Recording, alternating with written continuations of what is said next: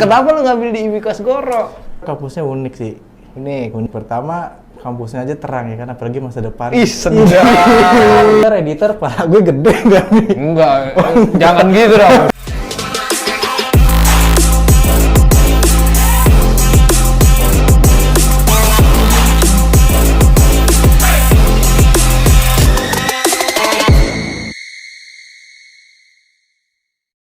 Oke, kembali lagi bersama saya dalam acara Senin Malam. Senin Malam.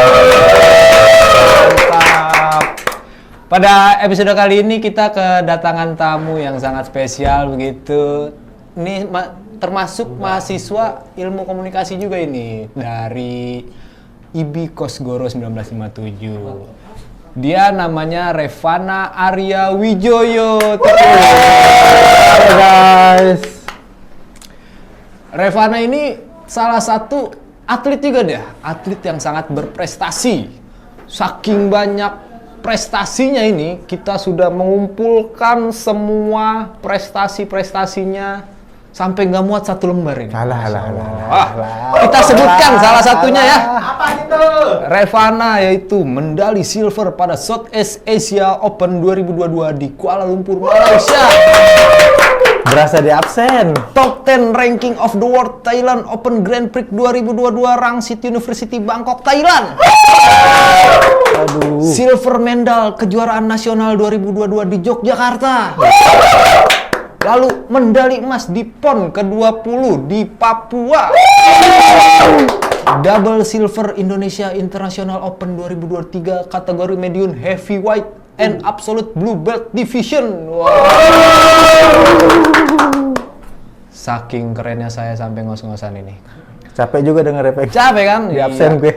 Apalagi atlet ini capeknya segimana ya kan kita, wah, bagaimana seorang atlet itu bisa menguras tenaga sampai bisa mendapatkan medali sebanyak ini. Pertanyaan gue cuma satu nih. Apa tuh? Pertanyaan pamungkas. Idi, berasa di host-hostin acara TV gue.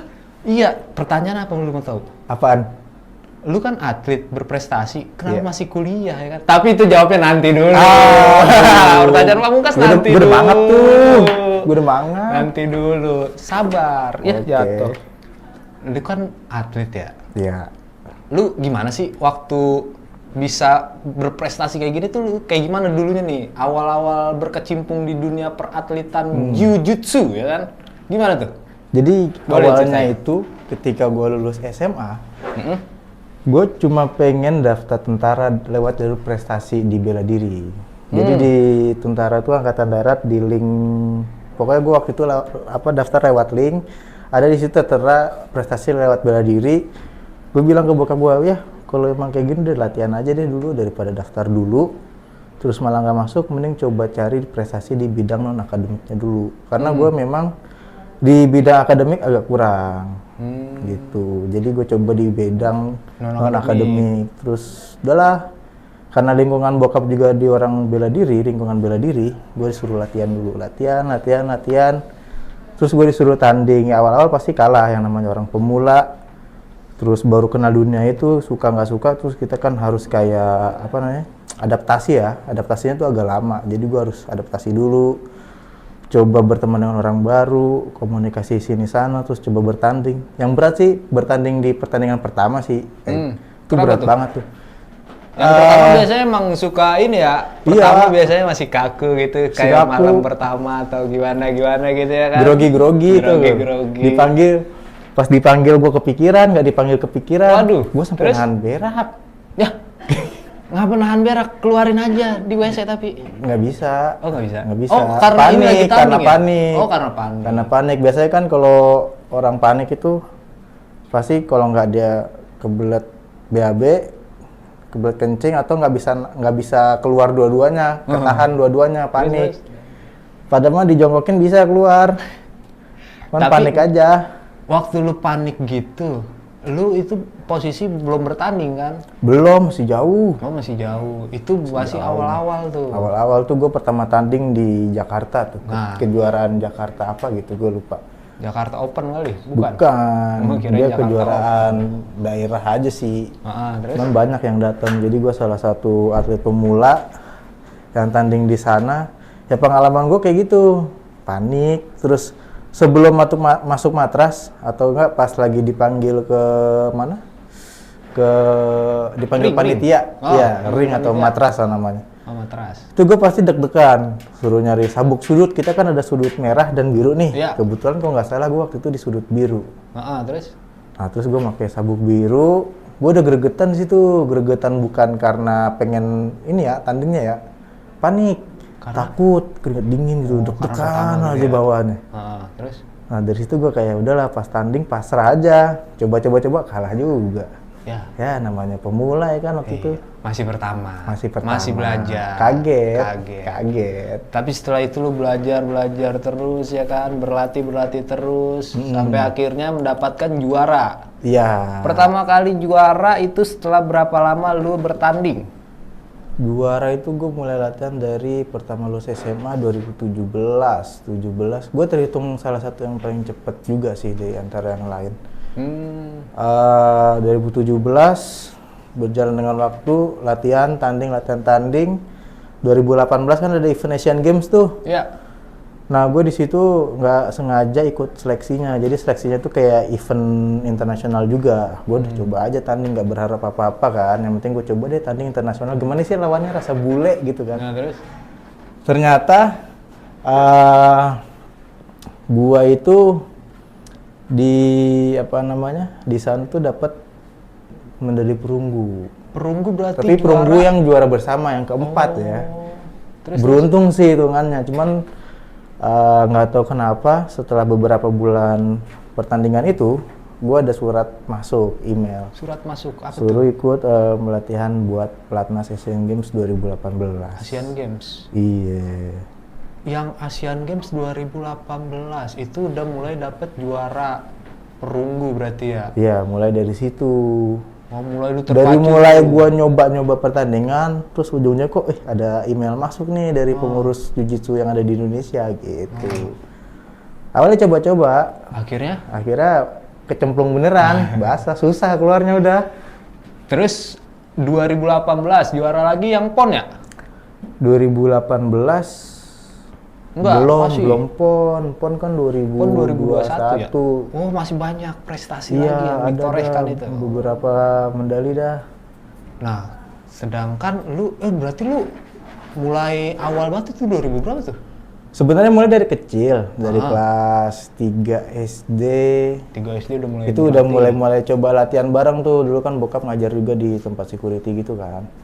Gue coba latihan bareng. Pokoknya dulu gimana sih latihan anak kecil, cuma lari, nyobain, main, sama makan, udah. Nah, si yang 2018 itu pas lu Lulus SMA SMK? tuh sekitar 17-an ya. Umur 17, 18, ya sekitar 2017 segitulah. Nah, berarti lu ada gap tuh ya, gap kuliah ya berarti ya? Wah Nggak langsung ya? jauh peng. Gue jadi kuliah itu, Kuliah jadi 2018 kan gue ikut pelatnas. 2019 gue tanding-tanding, gue ikut seleksi ke SEA Games Filipina. Cuman pas seleksi di final gue nggak masuk, kalah cuman 1 poin doang. Terus? Situ udah dari situ 2018, 19, 20 itu apa ya? Gue lupa. Covid ada pertandingan? 2020. Maksudnya ada pertandingan masuk gitu? Wah, kena virus nanti. 19? Covid tahun berapa sih? Covid 2019 kan, 19 Covid-19. ya? Oh iya, jadi gue waktu 2018 akhir apa awal gitu, gue tanding di luar negeri di Malaysia. Terus pulang dari sana 2 atau 3 minggu setelah itu baru Covid. Covid Udah, tuh nggak habis ada. itu ludes tuh semua, nggak ada event. Baru Hilang. 2021 Baru ada lagi. 2021 gue coba buat bangkit lagi. Nah, 2021 lu daftar kuliah. 2021 gue daftar kuliah. Daftar kuliah di Kosgoro dong, mana lagi. Kenapa lu ngambil di IMI Kosgoro? Menurut gua Kosgoro kampusnya unik sih. Unik. Pertama, kampusnya aja terang ya kan, apalagi masa depan. Ih, sedap. Gila. Terus. Terus lu ngambil di Kosgoro. Iya, gua 2021. ngambil di Kosgoro. Itu masih online ya? Masih online. Masih Jadi online. sebelum gua ke Kosgoro kan gua kerja di salah satu instansi di negara lah ya. Ah. Salah satu instansi negara, gue kerja di sana. Apa namanya? Seiring berjalannya gue kerja, gue mikir kalau gue kerja kayak gini terus nggak akan ada jenjang karirnya. Gue coba kuliah deh. Gitu. Udahlah kuliah, gue nanya-nanya tante gue, terus dari situ ketemulah jalannya ke kampus IB Kosgoro. Oh, tapi waktu lu kerja itu lu masih aktif di dunia peratletan? Masih, cuman kan karena COVID jadi gue nggak bisa kemana-mana. Sama aja kayak dikurung gitu. Kalau seandainya nggak COVID, apa lu bakal kuliah nggak tuh? Iya tuh, gue nggak tahu deh. Iya. Soalnya kan dulu gue nggak mikirin kuliah ya, pokoknya tanding dah gitu aja udah. Akhirnya lu kuliah, lu ngambil ilmu Gua komunikasi. ngambil ilmu komunikasi. Nah, kenapa nih ngambil ilmu komunikasi? Seorang atlet yang berprestasi jujutsu yang kalau tanding peluk-pelukan gitu kan. Peluk-pelukan gitu juga sih ya istilahnya ya. Malah ngambil ilmu komunikasi. Apa nih korelasinya nih? Kalau boleh tahu. Sebenarnya apa ya? Gue juga agak kurang buat di ilmu komunikasi sih. Jadi gue coba berpikir untuk gimana ya kalau ilmu komunikasi itu apa sih yang unik? Apa tuh? Apa sih yang unik? Kayak orang-orang di radio kan, gue dengar orang di radio ngoceh gitu-gitu kayak enak tuh. Pasti kan ada ilmunya tuh. Terus gue coba carilah. Ternyata komunikasi terus kayak gini. Oh ya udah deh, coba deh. Kenapa nggak broadcast? Iya ya. Karena di broadcast lu terlalu fokus. Sedangkan kan lu ini seorang atlet, nggak mungkin kan yang aktif di lapangan sih. Iya. Udah gitu broadcast itu dia terlalu fokus, terlalu di sini juga belum ada nih broadcast nih. Iya. Adanya di kampus sebelah, sini ilmu komunikasi gitu. Nah, akhirnya lu masuk ilmu komunikasi di masa-masa lu masa-masa peratletan lu nih. Iya. Masuk nih ke kampus. Lu ngeliat nih dunia kampus kayak gimana kan? Iya. Ya kan? Dan di kampus apa? Padat, Pak. Padat sekali pasti. Tugas di mana-mana. Tugas segini, Pak. Iya. Waduh, nggak jelas sih tugasnya deh. Nah, banyak. Ketika lu udah nyampe kampus itu ada yang namanya, Pak, tangan lu kenapa sih, Pak? ini mainin ginian, biar ala-ala gitu. Biar nggak tegang ya. Di kampus kan ada yang namanya UKM nih, unit kegiatan mahasiswa. Iya. Ada yang namanya UKM olahraga. Nah, lu nggak coba buat mengajukan jujutsu ini buat UKM gitu atau gimana? Sebenarnya ada sih kemauan buat ngajuin UKM ke sini ya. Iya. Terus? Cuman yang gua jadi permasalahan itu jadwal kegiatan gue juga pertama padat. Kalau gue kan mending kalau gue buka di sini, kenapa nggak gue ngajar gitu sekalian mahasiswanya sendiri kan. Ya pertama gue kegiatan juga latihan tuh udah padat, pagi ada jadwal sendiri, siang, terus kebanyakan malam kan. Malam ya? Karena ngikut di sekolah bela diri gue juga tuh kebanyakan malam. Kalau pagi tuh cuma hari Sabtu atau Senin atau enggak Rabu.